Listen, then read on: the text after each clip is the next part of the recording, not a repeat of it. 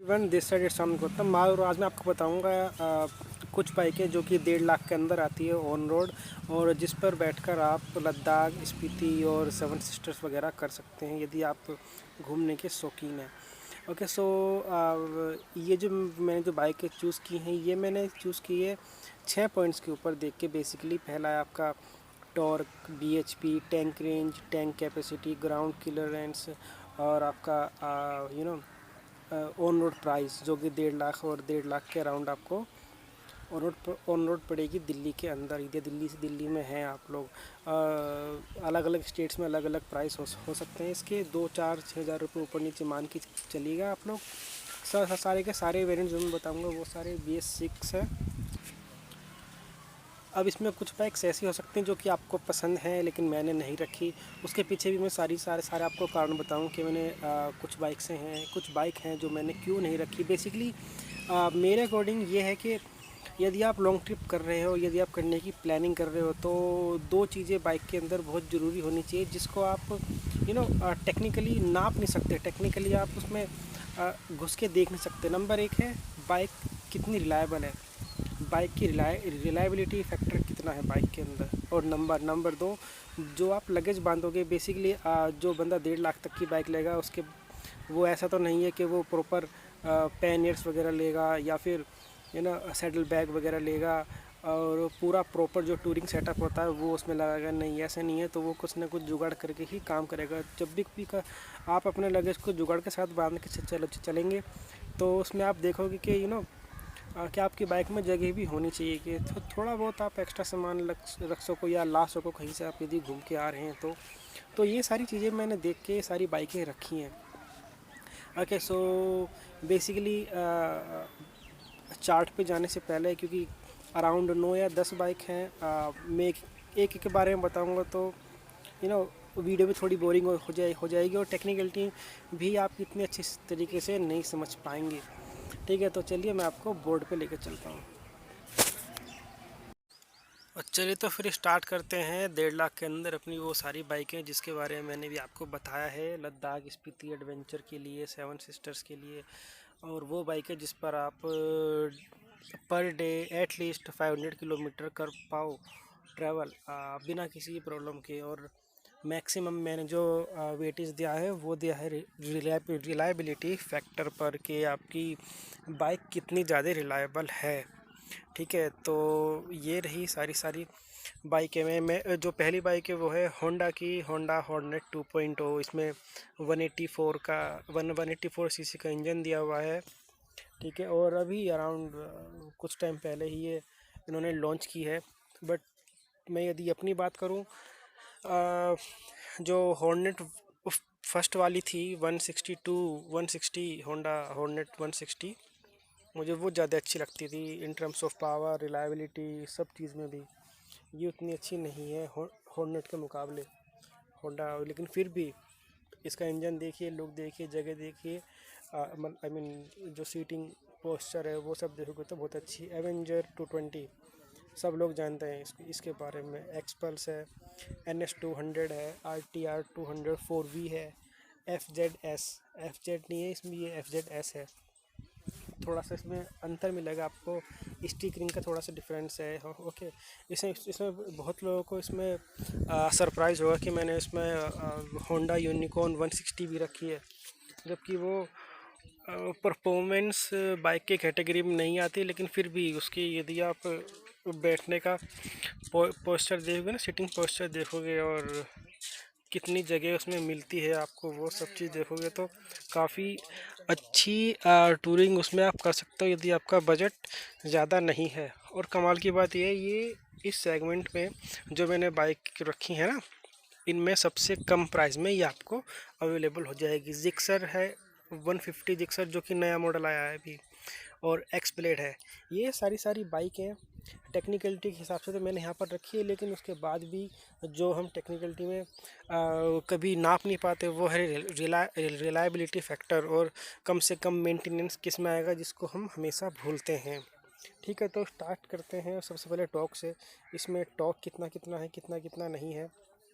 देखिए हॉर्नेट में 16.1 टॉर्क मिलता है आपको 6000 आरपीएम पर। अब यहाँ पर जो सबसे ज़्यादा जो टॉर्क मिलता है बाइक में वो है आपका बजाज NS 200 पर। अब ये 200 में इसलिए मिलता है आपको ज़्यादा क्योंकि इसका जो आरपीएम है ना वो आपको 8000 आरपीएम पे जाके मिलेगा। तो आपके पास है काफ़ी अच्छा बैंडविड्थ तो है टॉर्क का।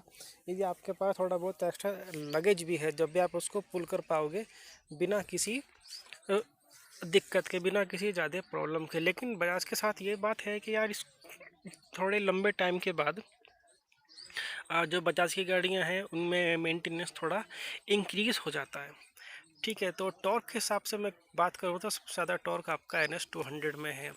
अब यदि हम BHP में बात आते हैं तो BHP भी NS 200 की सबसे ज़्यादा है। लेकिन यहाँ पर आप देखें जो RPM है वो 9750, ऑलमोस्ट 10,000 RPM पे जाके आपको 24.5 हॉर्स पावर ये प्रोड्यूस कर रहा है। यदि मैं यहीं पर ही और बाइकों की बात करूं तो कोई भी 8500 से ऊपर नहीं जा रहा। और ठीक है, तो टैंक देखिए आप, टैंक है चार बाइकें हैं जिनका टैंक साइज़ 13 लीटर का है। और 1 2 3 और 5 बाइक है जिनका टैंक लीटर 12 लीटर का है। टैंक साइज़ 12 लीटर का है। अब यहाँ पर अपना 1 लीटर के ऊपर जिसकी बाइक का एवरेज अच्छा है वो 50 किलोमीटर का डिफरेंस आ जाता है यहाँ पर सिर्फ 1 लीटर की वजह से ही। और यहाँ पर आप देखिए यदि मैं यूनिकॉर्न की बात करूँ तो इसमें 13 लीटर का और सबसे ज़्यादा एवरेज भी, सबसे अच्छा एवरेज भी आपको यूनिकॉर्न के अंदर ही मिलेगा। ये जितनी भी सेगमेंट की यहाँ पर जो भी मैंने यहाँ पर बाइक रखी हैं for touring, for adventure touring.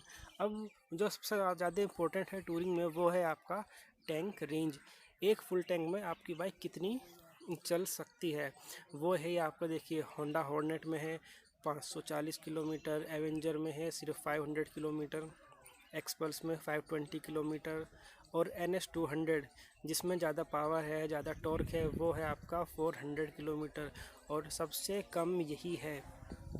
कमाल की बात देखिए, यदि आपको स्पीड से नहीं जाना है, 70 80 पे आपको चलना है, ऑल डे लॉन्ग आप चल सकते हैं होंडा यूनिकॉर्न 160 में। बहुत ही अच्छी बाइक है, बहुत ही होंडा की रिलायबिलिटी आप सब लोग जानते हैं, मेंटेनेंस भी बहुत कम है इसका। और कमाल की बात ये रिफाइन गाड़ियाँ मिलती हैं होंडा की तरफ से, ये जो रिफाइन है सुपर रिफाइन में आती हैं। इतना ही नहीं, ये आप इसके बाद देखिए एक्स ब्लेड जो होंडा की अभी नई लॉन्च है, नई बाइक में मैं इसको काउंट करूँगा, उसकी भी टैंक रेंज काफ़ी अच्छा है। इवन दो उसका जो टैंक कैपेसिटी है वो सिर्फ 12 लीटर है, 1 लीटर कम है, लेकिन उसके बाद भी काफ़ी अच्छा इसका टैंक रेंज है। अब आते हैं ग्राउंड क्लियरेंस में, जो आपका जो ग्राउंड है वो कितना है, कितनी हाइट मिलेगी आपको नीचे से। सबसे अच्छा जो है वो एक्सपल्स का, ऑब्वियसली एक्सपल्स का ही होगा, क्योंकि एक्सपल्स ही यहाँ पर एक ऐसी गाड़ी है जो एडवेंचर, एक एडवेंचर सेगमेंट की बाइक है। उसके आपको टायर का साइज़ भी बड़ा मिलेगा, ठीक है, थोड़ी सी लंबी भी ज़्यादा मिलेगी सारी बाइकों के मुकाबले, हाइट भी उसमें काफ़ी अच्छी मिलेगी, जो जो सिटिंग हाइट होगी, राइट। तो 220 बहुत होता है, यदि आपका 180 के आसपास भी है जब भी काफ़ी अच्छा मिलेगा।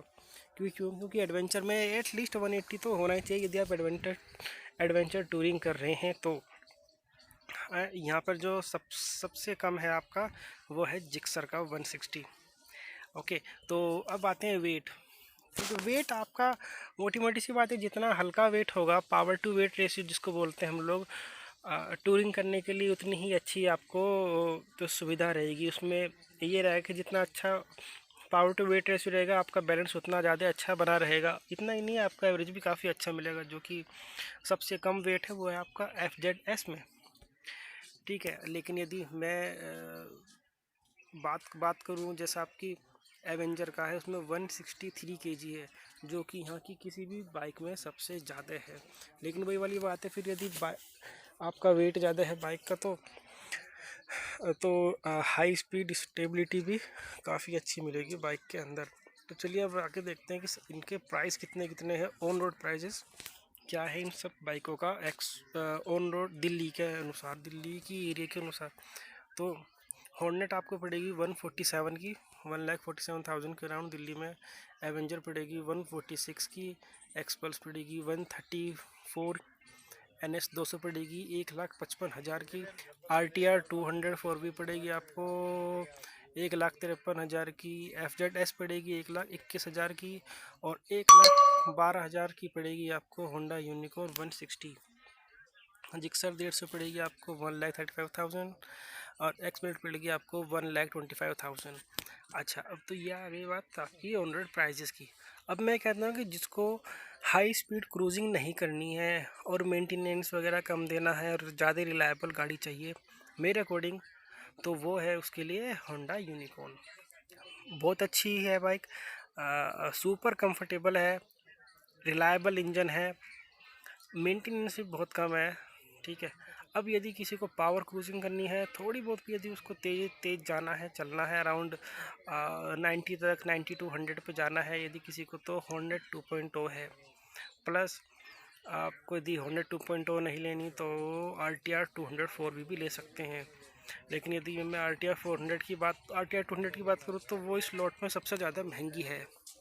ठीक है। अब यदि आपको लगता है कि इसके अलावा आपके दिमाग में और कोई बाइक है जो अच्छी है और जो टूरिंग वगैरह कर सकते हैं इंक्लूडिंग रिलायबिलिटी फैक्टर, तो आप मुझे प्लीज़ कमेंट करके सजेस्ट कीजिए।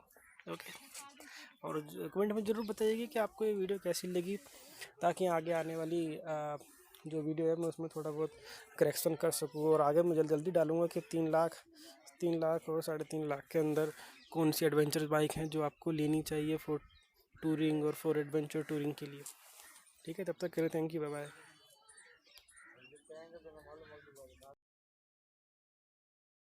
आपको थोड़ी बहुत भी यदि इन्फॉर्मेटिव लगी हो तो काइंडली लाइक कीजिए और चैनल को सब्सक्राइब जरूर कीजिए। Thank you.